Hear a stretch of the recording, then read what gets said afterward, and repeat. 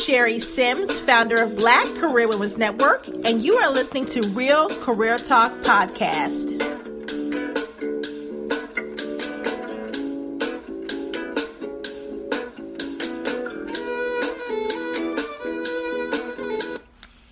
Thank you for listening. This is Sherry Sims, founder of Black Career Women's Network, where we inspire women to know their worth, discover their strengths, and work in their purpose. This is episode 4 of our Real Career Talk podcast, and we're going to be talking about becoming an advocate for your career.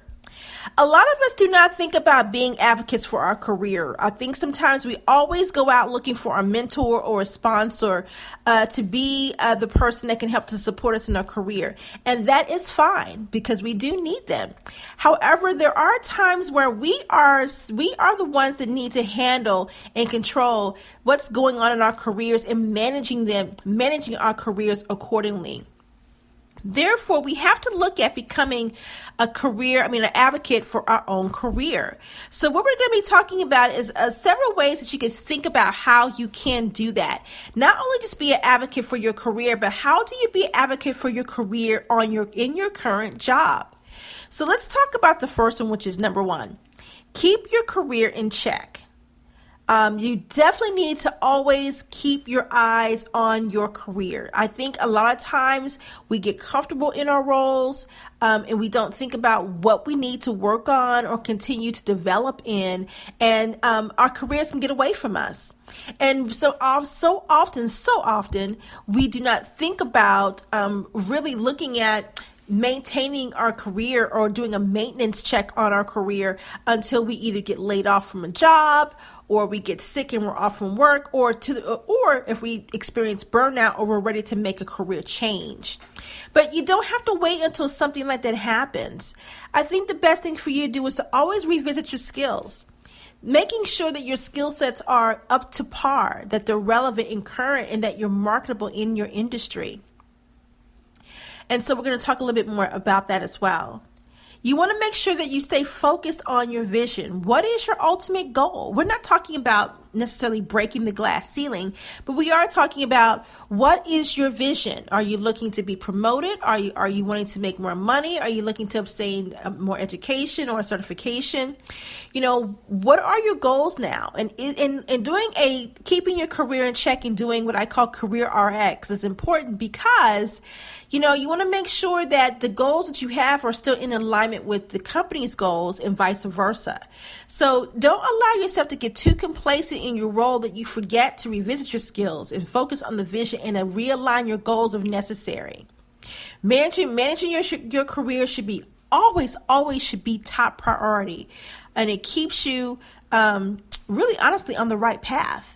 So that's something you definitely need to consider when you're moving forward and calling yourself an advocate for your own career. Number 2, accept the roles that reflect your professional worth. Now, I sent this out in a tweet not too long ago, and I had someone who responded and said, yeah, right, if that was that was really only true. And I thought to myself, well, they obviously do not have the right mindset, because you do need to think about only accepting roles that reflect your professional worth. How are you going to be able to move forward in your career and actually achieve the goals that you're wanting to achieve if you do not accept the roles that do reflect your professional worth? But do you know what your professional worth is? So that's something to think about as well. How you can think about that is look at where you are in terms of your skill set, your education, certifications that may be required. Compare some of that to, other people that are in your industry doing the same thing. Because sometimes all that can be tied to how much money you make. So think about your values. What do you value the most? Because that's going to also really steer the career decisions that you're making. And remember this as a side note. Each role that you accept should be preparing you for the next level. There should be skill sets and that you and hard skills too, that you should be learning from these roles that are preparing you for the next level. And if they're not, you really need to think about, is this role really supporting me in where I need to go? And you need to be thinking about, is it time to make a change? Or what is it that I need to sacrifice to do in order to get me to where I want to be? So you have to think about focusing on the vision and then revisiting your skills and making sure it's all in alignment with your goals in order for you to do that. And again, your manager is not responsible for your career progression or your professional development. You are responsible for that. And in order for you to be able to get to where you need to be, you have to keep your career in check and do what I call career RX and make sure you're where you're supposed to be. Number 3, put an expiration date on your job. Now, I know for you guys who are regular members of BCWN or ones who follow and listen to our podcast or have been on our career talk calls and even some of our career conversation webcasts, you have heard me say this, I don't know how many times, about putting an expiration date on your job. And I know for some women that can be scary, but it doesn't mean to put an expiration date on your job and then that's it. What it means is that you need to be looking at a couple of things. First, what skills are you obtaining in your current role? Are you achieving the things that you want to achieve in this position that's going to help to elevate you to the next level? And then give yourself a time frame to accomplish these things. Now, statistics show the average professional stays about 2 years in their role before they move on to something else. Long gone are the days of being in a role for 10, 12, 20 years. Now, that's not marketable anymore. That's looked at as, are you really adaptable? Do you really have the skill sets to learn? Can you learn and move quickly? Can you multitask? There's a lot of different variables that go into the perception of someone who has a long-term tenure like that, unless they have throughout that time frame been able to progress and move up to meet their glass ceiling in that position. So it's something for you to think about.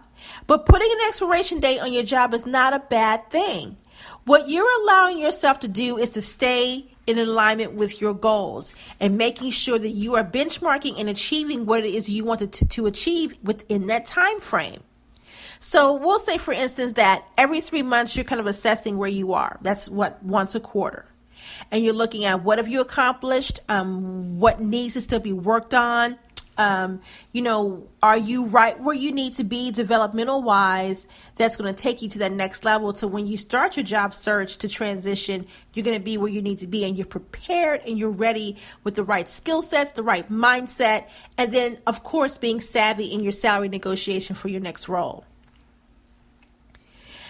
Number 4, create a plan. Okay, you can't do any of these things without a plan. If you're going to be an advocate for your own career, if you're going to stand up and say, this is what I have to do for myself and no one else is going to do it for me, you need to create a plan. And then find you an accountability partner, find someone who can help to support you in your plan. And ask your manager. Your manager may be up and say, "Hey, I'm up for the task to be your accountability partner," or they may decide they want to help you grow within the organization. But remember, again, it is your responsibility to develop yourself. And if your manager does not want any part of your development, you still can get that from outside of the organization. Do not depend on the internal dynamics of your organization to get what you need. There's other aspects outside of resources or networking or people outside of your organization that can definitely help you to get what you need to go to the next level within your industry. Sometimes we have to think outside the box of our current role and think about our industry as a whole and where that can take us in this whole scheme of the professional development that we're looking for. So having a career advocate is good. But you being a career advocate for yourself is even better because no one knows better than yourself what it is you want for your career.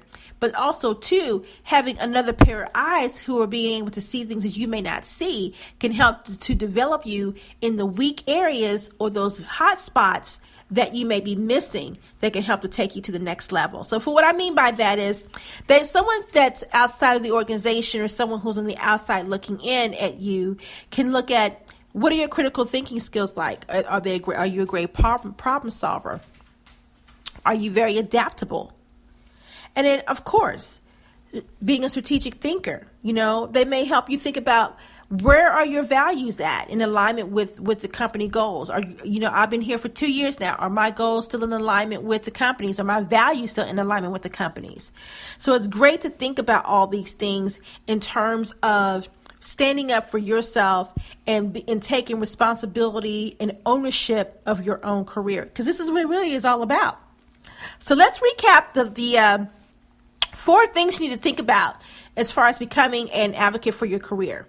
Number 1, keep your career in check. That means revisiting your skills, focusing on your vision, and aligning, making sure that your goals stay in alignment with what it is you're trying to, I would say your goals, but making sure that the company's goals and your goals are still in alignment with each other. Managing your career should always be a top priority. You have to keep it on the right path. Number 2, accept roles that reflect your professional worth. Every role you should take should be preparing you for the next level. Number 3, put an expiration date on that job. I know that can be scary for some ladies, but it forces you to really look at achieving specific goals within that time frame that can help to take you to the next level. Number 4, create a plan. It's great to have it all in your head, but if you do not write it down and start putting some timelines with it and benchmarking your progress, how are you going to see any results? So it's important to create a plan. Again, having a career advocate is good, but some things we have to handle on our own and take our career into our own hands. So thank you for listening to episode 4 of Becoming an Advocate for Your Career. If you want to listen to some of our previous our podcast, please go to our website at bcwnetwork.com/podcast and listen to some older episodes. And thank you for listening, and we will talk with you soon.